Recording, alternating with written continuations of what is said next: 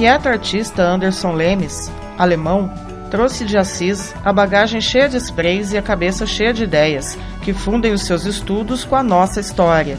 Jovem, porém muito experiente, Alemão fez a street art brasileira brilhar nas Américas e na Europa. O seu talento surrealista estará grafitado nas paredes do Armazém da Estação, que em breve poderá ser visitado.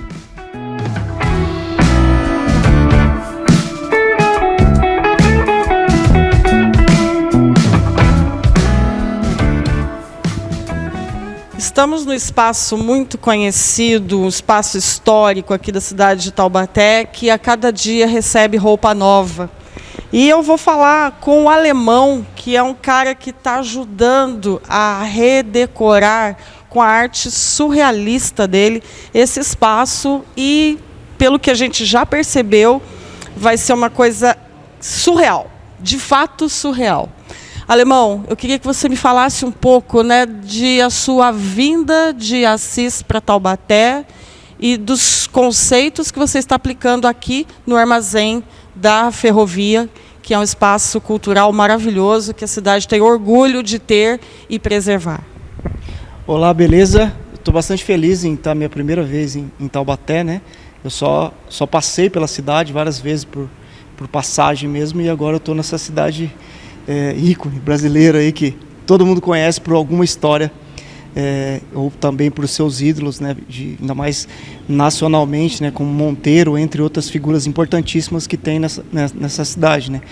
Então estou bastante feliz de estar aqui e de estar deixando um pouco da minha arte, né, essa arte que também representa esse universo surrealista, né, esse universo surrealista, lúdico, assim como os personagens de muitos artistas daqui dessa cidade. Então eu estou bastante feliz de estar aqui e de estar mostrando um pouco da minha arte num espaço tão importante desse, que é um dos espaços que onde surgiu a cidade, né, que é a estação, né. Creio que é um dos primeiros lugares onde que a cidade começou a ser construída mesmo, né, e também tem uma história e tem um legado, e de estar podendo passar essa identificação da minha arte. Eu estou muito feliz com o resultado que eu comecei a fazer aqui, né, com essa energia, né. É uma arte que eu estou fazendo, eu não tinha um esboço, eu até tenho conversado com o Rodrigo para entender algumas coisas, ele me contou algumas histórias da cidade, e também é uma coisa que está surgindo naturalmente. Então é algo como blues, né, eu estou pintando e vai surgindo, e é algo bem legal e vai fluindo. Então estou bastante contente. Bom, nós estamos aqui em meio a tintas de cores diversas, esse cheirinho, né? Me conta a sua história com a street art, né? Porque o que você faz é uma coisa de rua, é orgânico, é de respirar de verdade. Como é que começou a sua história com a street art? A minha história no street art foi bem interessante, que eu não sou da escola de São Paulo, né? Que é uma escola de grafiteiros que já começam ali a ter uma vivência de conseguir identificar através das pichações, e através das pichações também começar a ter identificação com grafites, com letras, com coisas no muro. E eu, por ter vindo de uma cidade pequena, eu começava a ver o street art em revista. Era a única fonte que eu conseguia ter informação do que estava rolando aqui no Brasil, né? Na época não tinha internet, isso era em 97, então ali eu comecei a pintar olhando por revista. Foi umas bagunças que eu fiz na escola para não ser expulso da escola. Um professor me deu a oportunidade, né, porque eu sou dislexo e também, como a maioria dos dislexos, de não entender o que está acontecendo ali, eu comecei a explorar essa minha arte no muro da escola, com a ajuda do professor, que na época era professor de artes, e acreditou em mim, e ali eu comecei a fazer o primeiro grafite da região de Assis, que é Assis, Marília. Então eu fui o primeiro grafiteiro da minha cidade e região. Então foi uma coisa que foi surgindo naturalmente. Então, por conta disso, eu não tenho uma ligação com o hip hop, com a cultura de rua, mas eu fiz a minha própria escola, né? A gente fala escola quando a gente tem identificação e tem referências no street art. A minha referência era a revista e era a minha própria vida. Então, por morar no interior, a vida do interior é algo assim muito diferente das cidades grandes. Então a gente andava de bicicleta, desenhava no asfalto, esperava os raros carros que passavam, e a gente continuava a desenhar, porque o asfalto era lisinho, então tinha mais carro de boi do que carro mesmo normal. Então acho que toda essa junção da arte, ela fez de quem eu sou hoje, né? Eu sou muito grato a isso de não ter essas referências assim como, eu quero ser igual a essa pessoa, não. Eu sempre fui e sou o que eu sempre quis ser. Desenhar, para mim foi sempre naturalmente, eu nunca quis ser artista. A arte fez parte de mim por um processo totalmente natural. Eu não tinha como ser outra coisa, entendeu? É algo assim que, como eu vendi a minha primeira tela, eu nem acreditei. Eu falei, nossa, eu fazia isso de graça minha vida inteira. Na escola, eles pediam desenho, eu dava, então o negócio começou a acontecer de uma maneira totalmente natural. Bom, eu acho que a dislexia te fez foi muito bem, né? Porque eu acho que o pensar fora da caixa é o que te faz, né, um artista diferenciado dos demais. Até porque, como você mesmo falou, né, a sua característica não é a característica hip hop, mas você traz referências artísticas, né, até acadêmicas, né? Queria que você falasse um pouco dessa mistura que é só sua, mas que você lembra, né, um tipo de obra diferenciada, mais refinada, mais bem acabada, do que a característica mais rústica, mais rua da cultura hip hop. Eu acho que eu tenho estudado muito, né? Com o tempo assim, a gente vai estudando bastante. Lógico, quando a gente começa a fazer algo que a gente não tem conhecimento, a gente pega umas referências que você tem ali, através que era de revista que eu fazia e tal, e aí os materiais foram entrando aos poucos, né? Eu não tinha nem grana para comprar a tinta, a gente chamava a tinta de podrão, que era uma tinta que a maioria das pessoas tinha uma tinta parada em casa, que era a base de água, que era um látex, e aí eu conseguia essas doações e ia fazendo com o meu próprio material, aí pegava bisnaguinha, misturando, fazendo as minhas próprias tintas ali, e ali olhando o quebrado do muro, assim como o Da Vinci também olhando pro mármore e algumas deformidades ali, conseguiam ver coisas, e ali eu fazia isso no muro, o muro trincado, para mim caindo ali, sempre me chamou a atenção, porque eu pensava assim, nossa, imagina a identidade que tem um muro desse. Quantas pessoas já não pintaram esse muro? Eram camadas de até 7, 8 camadas ali. Então era algo assim que eu pensava já algo ali, não apenas um muro, era um muro, mas tinha uma história. Então eu aproveitava dessas camadas desse processo para fazer a minha arte. Então acho que isso foi surgindo naturalmente, né? E aí comecei a estudar artistas surrealistas como Salvador Dalí, Magritte, Miró, que sai um pouco mais. Então desses artistas que são mais conhecidos, mas também depois comecei a entrar numa imersão mais psicológica também, né? Para entender assim a real do mundo que a gente vive, porque o artista ele tem que entender em várias coisas, porque a gente é esponja. Por isso que eles falam, nossa, esse cara é louco. Mas todos os artistas da história que fizeram alguma coisa e fizeram algo notável no mundo, não é que eram loucos, é que tinham ideias totalmente à frente. Então a gente é visto assim como algo assim que choca às vezes a sociedade. Eu sempre fui essa pessoa, desde criança. Portanto que eu nunca fui a favor desse ensino convencional. Portanto que eu acho que a dislexia foi sempre minha amiga mesmo. Eu repeti 3 anos, só que depois eu consegui fazer faculdade e entrar na escola que eu era chamado de burro. Então eu entrei na escola com toda aquela nostalgia assim de incapacidade, de coisas de professores que eram arcaicos, que tinham um ensinamento aí de chamar você de burro e você entrar ali como professor. Eu fiquei 3 anos dando aula, né? E aí para mim foi algo ali assim que não é que é burro, cada um tem um talento para alguma coisa. E eu acho que todas essas questões eu coloco na minha arte. E aí eu não gosto de fazer parte de uma escola apenas, eu gosto de colocar todas. Porque eu acho assim, se você... Tem muita gente que fala assim, principalmente muita galera do grafite também, você tem que fazer com spray. Não, você faz com qualquer coisa. Os gregos já faziam isso, entendeu? Faziam com giz, marcavam. Então o grafite, ele é arte, na rua. Então, independente que eu possa fazer com uma tinta latex, eu não preciso fazer com spray, eu posso fazer com N materiais. Eu acho que o valor da arte é isso, é arte. Grafite, arte, tudo isso é arte. E assim, né, eu percebo que você brinca, né, com as cores, e é um brincar mesmo, existe uma psicodelia até nas suas misturas, né? Eu estou vendo aqui o seu catálogo, ele enche os olhos, né? Ele é um show de cores. E assim, você pensa para misturar ou vem, né? Como é que você decide né? O que você vai fazer com as cores? Eu acho que as questões das cores, ela é algo assim que a gente vai também estudando com o tempo, porque a cor é muito difícil trabalhar com cor. Portanto que o adolescente, quer dizer, a criança, ela trabalha com uma liberdade da cor, ela adora mexer com cor. Aí quando vai ficando vai entrando para a adolescência, já a cor vai sumindo, porque vai ficando algo muito complexo. E assim como Basquiat falava, eu tive que reaprender a desenhar, mas reaprender o quê? Ele teve que sair do acadêmico para voltar e pintar como criança para falar, agora eu sou artista. E as cores é a mesma coisa. Então eu comecei com as cores quando era criança, fui para o preto e branco e depois eu saí e comecei a estudar as cores para entender as cores, porque as cores são matemáticas. Eu achava que eu era ruim em matemática e hoje eu sei que não. Porque quando você pega e olha para uma infinidade de cores e bate o tom, aquele tom que você queria chegar, é como você pegar uma escala, algo ali que é bem complexo e você fazer uma matemática na sua cabeça e conseguir equilibrar. Porque não adianta nada, você fala assim, eu gosto de arte colorida.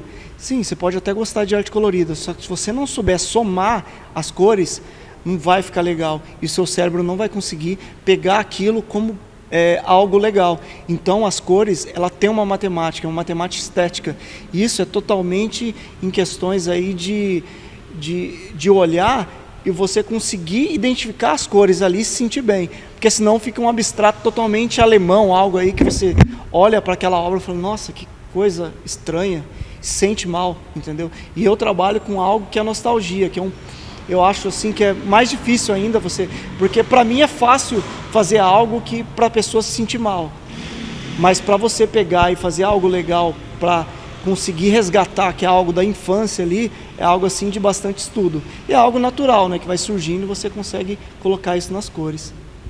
É muito mais do que só jogar tinta na parede, né? E vamos falar desse espaço aqui, né? Você tem uma imensa tela preta, maravilhosa, num prédio cheio de histórias. Isso aqui era uma estação, muitas pessoas passaram por aqui, muitas pessoas deixaram aqui seus desejos, seus pensamentos, os chegar e partir, né? Enfim, você está aqui num lugar onde você tem, como diz a música de Milton, os dois lados da mesma viagem, né? E está aqui fazendo a sua viagem na parede. Como é que você concebeu aqui esse lugar para a sua obra? Como é que você pensou ele? Como é que você está se identificando aqui com o espaço? O primeiro olhar que eu tive com a estação foi a primeira parte ali, né? Que confesso que eu fiquei assim fiquei bem triste de olhar a estação e ver a estação daquele jeito, porque o meu TCC foi em cima de patrimônio público. E olha que interessante, porque eu já fui pichador. Antes de fazer grafite eu fui pichador, mas eu nunca pichei um patrimônio público e nunca sempre tive essa preocupação, porque para mim a pichação sempre foi política ou algo para questionar. Por isso que eu sou fã dos gregos e também dos franceses de 68, que os estudantes iam para a rua, e também na ditadura militar, que eles iam para a rua para poder manifestar o que estava acontecendo de errado naquela época. Então quando eu cheguei nessa estação, eu fiquei bem chateado, falei, um espaço desse, tá desse jeito. E aí depois logo eu encontrei o Rodrigo, né, que convidou para o projeto, e eu andei mais um pouco e vi o lugar restaurado, assim, um lugar mais bonito. Falei, nossa, que legal, então alguma coisa está acontecendo. E aí depois ele me contou que aquele espaço também vai ser renovado. Falei, porra, aí sim, cara, porque aquilo é história, né? Isso é história, a gente não pode apagar a história, a gente tem que conservar a história. E o brasileiro, às vezes, ele não olha para aquilo como que verdadeiramente tem que olhar, né, cara? Porque a história da ferrovia é totalmente a história do Brasil, né? As cidades foram constituídas e o seu meio de transporte foi vital para a construção das cidades. Portanto, que as cidades que passaram a linha do trem, a maior parte delas se desenvolveram, porque era o único meio de transporte que tinha. Então é algo aí de história, de até populacional, né, de questão assim da cidade desenvolver por conta da ferrovia. Então é algo assim que não é apenas história, é também vida. É eu, é você, é todo mundo que faz parte dessa história. Então quando a gente vê isso num trâmite assim mais filosófico e de não olhar a estação como estação e olhar, como você diz, que é essa questão aí de história, a gente iria dar valor, né? Porque a gente não está nesse mundo à toa. A gente tem pai, mãe, avós, bisavós, e tudo isso faz parte da história. E se você apagasse alguém de lá, você não existiria mais. E essa estação faz parte da cidade e creio que isso tem que ser levado muito a sério pelos políticos e também pelos patrocinadores e olhar isso como história, porque é o legado. A gente tem poucos anos de vida, né, na história, né? Então o que a gente pode deixar de um legado não é um carro bonito, não é uma casa com arquitetura moderna, mas sim o que a gente tem já de história e preservar isso. Então eu fico bastante feliz de estar fazendo parte dessa história.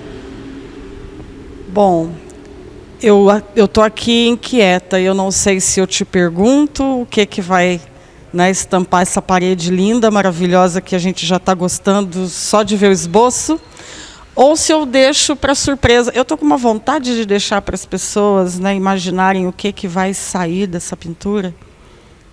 Eu acho que eu vou deixar para surpresa, né? Eu tive uma impressão logo que eu cheguei aqui, e eu acho que eu vou deixar esse suspense. Eu quero que as pessoas tenham esse impacto também, de ver a obra começada e, sei lá, depois uns dias a gente mostra como ficou, né? Eu já imagino o que você tem em mente, né, olhando seu catálogo, mas eu acho que eu vou deixar um suspense aí para quem está assistindo essa matéria. E deixa eu te perguntar uma coisa, Alemão. Eu não sei se você teve tempo de ter contato com as pessoas, né, de Taubaté. Quanto tempo você vai ficar na cidade? Vai dar tempo para as pessoas terem a oportunidade de te conhecer? Vou ficar aqui por uns 4 dias, né? Então, creio que dá para respirar a cidade, dá para olhar com um olhar assim de criança, né? Falo, quando você chega em algo que você não conhece, é o olhar de criança, né? Que para nós que somos sensíveis, né? Que somos artistas e tá nessa área, que é olhar para a grama e não olhar só a grama, mas o verde da grama, entre outras coisas que tem, mas também de olhar para a cidade em sua história, né? Então a galera está convidada aí para vir trocar uma ideia, que eu adoro. É disso que eu tiro as minhas referências também, né? De história, de pessoas. Então tenho certeza que vai dar para conhecer pessoas e fazer algo bem assim humano aqui, né? Bem alma, né? Nesse espaço, né? Então eu estou dosando, estou pintando aos poucos, sentindo, indo lá fora. Até a questão das cores do céu chama muita atenção, né? Porque cada cidade tem uma textura, tem um clima, tem uma energia, né? Infelizmente a gente está na pandemia, mas a gente consegue também identificar que tem uma energia muito boa nessa cidade, né? Então isso é muito importante para nós. Bom, e tem um vagão, né, todo colorido ali, com um dos vários estilos de street art, né, que parece que veio para emoldurar aqui o seu trabalho, né? E perguntinha básica, né? O apito do trem já soou como música nos seus ouvidos hoje? Já fiz até um vídeo, né? Que eu falei, nossa, faz tanto tempo que eu não ouço isso. Que na minha cidade, há 20 anos atrás, eu surfava em trem, né? Era moleque, a gente surfava em trem. E lá foi desativado. Infelizmente foi desativado. O trem não passa mais lá. Então, quando eu vi, nossa, até arrepiei. Falei, cara, faz tanto tempo que eu não ouço isso. Aí eu fiz até um vidinho do trem passando. Fiquei bastante feliz. É nostálgico, né? Eu lembro quando, tipo, a casa de Assis, ela fica bem próxima à ferrovia. Então, de madrugada eu escutava o trem passar. E hoje essa lembrança, assim, ficou na memória apenas, infelizmente, né? São coisas assim que você nunca apaga, né? Tá lá guardadinho, uma lembrança efetiva, uma lembrança boa. E fez relembrar exatamente isso, dessas aventuras, do surf, entre outras memórias que a gente tem da cidade, com ainda que passa o trem na cidade. Isso é privilégio.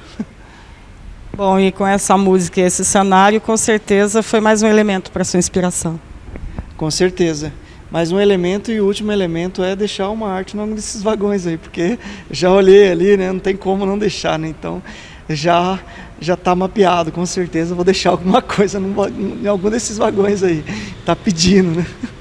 Como um bom grafiteiro. Bom, agora eu vou deixar você à vontade para ir lá para sua obra e fazer o que você sabe fazer de melhor. Agradeço, viu? Venha mais vezes a Taubaté. Eu acho que é importante para a cidade receber artistas de outros lugares, que com certeza vêm para contribuir, né, com os artistas daqui. Seria até bacana se desse tempo da gente promover um papo aí entre vários artistas, né, com você também, para compartilhar as experiências. Vamos ver se dá tempo. Mas tem uma parede ali te esperando e a gente não vai atrapalhar mais, não. Alemão, obrigado, viu? Volte sempre. A casa é sua, Taubaté é sua, a estação é sua. Divirta-se.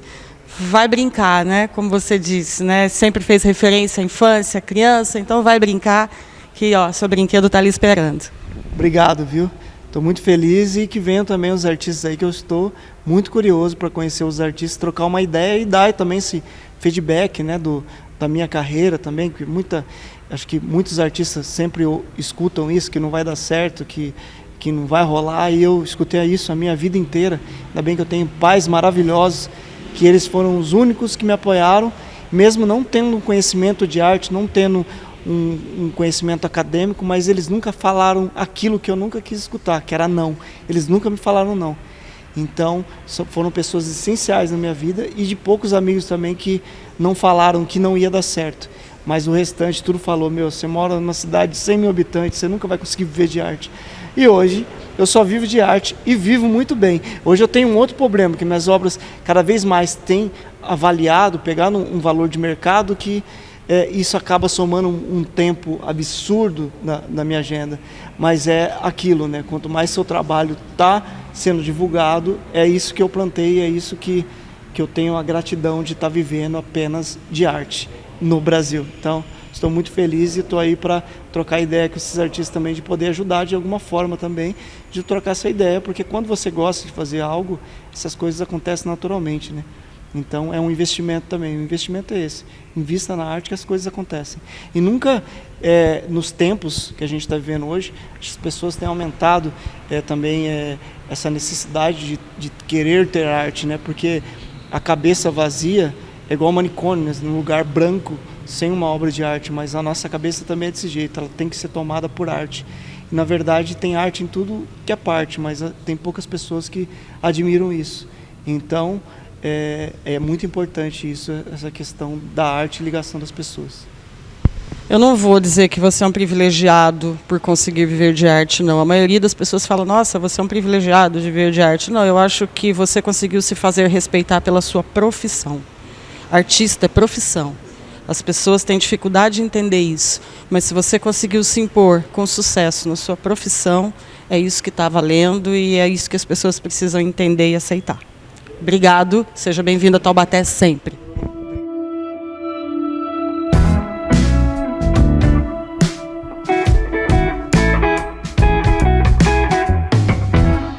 De Estação do Conhecimento para Station T, um hub de inovação e economia criativa. O empresário Rodrigo França explica a nova proposta do espaço. Bom, vou conversar com o Rodrigo, que tem umas ideias completamente diferenciadas para um espaço diferenciado. Rodrigo, me conta desse novo conceito do que o que antes a gente chamava de Estação do Conhecimento vai se tornar a partir das suas novas ideias. A Estação do Conhecimento, com essa origem, né, ela teve um foco no restauro, e aí depois lançando a Estação do Conhecimento como Educação, Cultura e Turismo. Só que em 2018, 2019 a gente tinha um planejamento, e aí ninguém esperava uma pandemia como essa, um Covid. Então, nesse período dos 3 primeiros meses de 2020, nós tivemos que revisitar o nosso planejamento estratégico, já pensando como a gente iria atrair recursos para o prédio principal e principalmente o pós-Covid. Então, a gente tinha um auditório para 200 pessoas, o que se mostra hoje, nessa atual realidade, totalmente inviável. Então, o que nós fizemos? Nós rasgamos literalmente todo o nosso planejamento. Fizemos uma imersão, contratamos consultoria especializada e dentro do escopo, que é educação, cultura e turismo, mais a preservação do patrimônio histórico, que é a estação, e alinhado com a tecnologia, com a inovação, que é onde hoje as empresas estão muito capitalizadas, aonde o mundo está apontando, nós fizemos todo esse mix. E aí, uma vez um amigo meu ele comentou e falou: Rodrigo, você tem um projeto igualzinho a Station F em Paris, dentro do conceito de hub de inovação, um centro de inovação aberta dentro de uma estação de trem, que lá na França chama Station F. E aí, por que não, dentro desse reposicionamento, criarmos a nossa primeira Station T no Brasil? Então, a gente batizou o nome de estação Station T, que é a estação de Taubaté, estação de trem, estação de turismo, de transformação social, de tecnologia, enfim, então dá para a gente fazer diversos trocadilhos com esse Station T. E reposicionando o armazém como um espaço realmente de criatividade, onde a gente não tem mais a necessidade de ter um auditório tão grande, então a gente tem um auditório modelo talk, menor, com plataformas de streaming para atender já esse novo normal, e o que é excedente para que a gente possa ter um cowork como se fosse um estúdio de criatividade. E aí, dentro desse reposicionamento, nós fizemos um contato com o alemão, e eu expliquei para ele todo o projeto. Ele, como uma pessoa apaixonada por patrimônio, ele falou: não, Rodrigo, o projeto realmente é muito bacana, eu vou com toda a alegria no meu coração. E realmente ele veio, trouxe diversas tintas, não cobrou nada, então realmente ele entrou agora como um patrono da nossa estação. E está fazendo esse trabalho maravilhoso, que é um divisor de águas para a gente, do ponto de vista da estação e ao mesmo tempo do ponto de vista da criatividade, porque você ter um mural do alemão é incrível. Como é que você achou essa joia rara, o alemão? Como você colocou, eu sempre gostei muito de criatividade e eu ficava olhando o que poderia trazer para Taubaté para que a gente pudesse fomentar negócios através de diversas verticais. E uma vez eu vi um campeonato, um festival internacional de grafites em 3Ds, achei incrível na Europa, era uma cidade na Europa, onde as pessoas faziam da cidade realmente uma grande galeria. E eu gostei muito e comecei a pesquisar e fui buscando as referências. Aí quando eu coloquei quem eram os grafiteiros, artistas mais renome, mais conceituados no Brasil, apareceu o alemão. E ele tem uma diversidade muito grande de estilo, dentro do seu próprio estilo. Ele tem a sua própria identidade visual, a sua marca, mas ele consegue fazer um mix, não fica numa coisa como se fosse sempre o mesmo desenho, só que com formatos diferentes. Isso me chamou a atenção. E aí eu entrei em contato com ele no Instagram e aí estamos aqui. Então realmente ele não deixou o sucesso subir para a cabeça. Então isso foi uma coisa que realmente nos cativou ao ponto dele estar aqui hoje fazendo todo esse trabalho para a gente. E dentro desse novo conceito, né, do Station T, como é que vai ser a recepção para as pessoas pós-pandemia? Você já tem um planejamento pelo tempo que durar a pandemia e o pós? Como é que você pensou esse pós? Então, a gente está agora na fase principal, que é uma fase de captação de recursos. Então, o projeto é um projeto muito caro, que a gente encontra ainda uma certa gravidade na atração de recursos mediante a crise, mediante, às vezes, a falta até de apoio de empresas locais e outros tipos de apoio que a gente poderia realmente tracionar esse projeto. Lembrando que o Instituto, que é o Instituto IS, que é uma organização social civil sem fins lucrativos, é um instituto pequeno que abraçou esse desafio como forma de legado. Então a gente trabalha nesse projeto desde 2012, para que a gente pudesse não só ter o direito de estar aqui, mas como para restaurar. Hoje a nossa Lei Rouanet está aprovada, então a gente está entrando justamente nessa fase. Transição, reposicionamento de proposta e já a captação de recursos incentivado para o restauro do prédio principal e das suas plataformas. E ali alocar laboratórios, startups, cowork somado aqui, para que a gente possa fomentar todos os setores da economia criativa. Então aí também é um outro projeto, aliás, é uma outra etapa. Então a gente agora está focado na atração de recursos para o restauro. Uma vez que a gente iniciar o restauro, a gente consegue se capitalizar novamente e aí ter um poder de tração para outras empresas, para elas subsidiarem todo o projeto que vai envolver tecnologia, inovação e criatividade dentro da estação. 2021 promete então. Muito, né? Muito, muito, muito, muito. E o foco nosso é a geração Z, criar estratégias para diálogo junto com a iniciativa privada, indústria 4.0, criar programas de aceleração para startups, spin-off, Open Innovation. Uma coisa muito bacana, nós vamos ter o primeiro Living Labs de Smart Regions da América Latina. O único que existe é na Smart Catalunha. Nós vamos estar ligados diretamente com eles através do Senior Advisor da Catalunha, que esteve aqui na Estação do Conhecimento, que vai se chamar agora Station T, que é o Renato de Castro. Então tem muita coisa interessante, não só para a cidade, mas a gente está olhando para a região. Como nós queremos ter, qual é a região que nós queremos ter daqui a 10 anos, daqui a 15 anos? Qual é a cidade que a gente quer ter daqui a 5, 10, 15 anos? Essa é o nosso foco. Muito bacana, sucesso para o projeto e que novos parceiros apareçam também, né? Porque hoje em dia a gente não faz nada sem parceria, é palavra de ordem para o sucesso de todo empreendimento. Sucesso, boa sorte, que venham os parceiros. Obrigado, e se você estiver assistindo, que você conhecer alguma empresa de lucro real, ou for executivo ou dono de alguma empresa de lucro real, incentivo fiscal de 100%, que é a Lei Rouanet, o nosso site é o stationt.co, né? Station de estação, T de Taubaté.co. Obrigado.